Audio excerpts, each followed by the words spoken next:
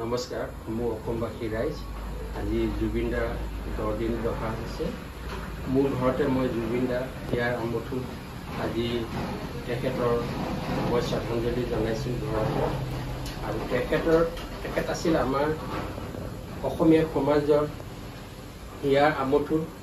তেওঁ যাতে যোনে যি এই অপব্যৱহাৰ কৰিলে, মই এই ভাগৱতখন সন্মুখত লৈছোঁ, ভাগৱতে যাতে উচিত বিচাৰ কৰে, এয়াই মোৰ প্ৰাৰ্থনা।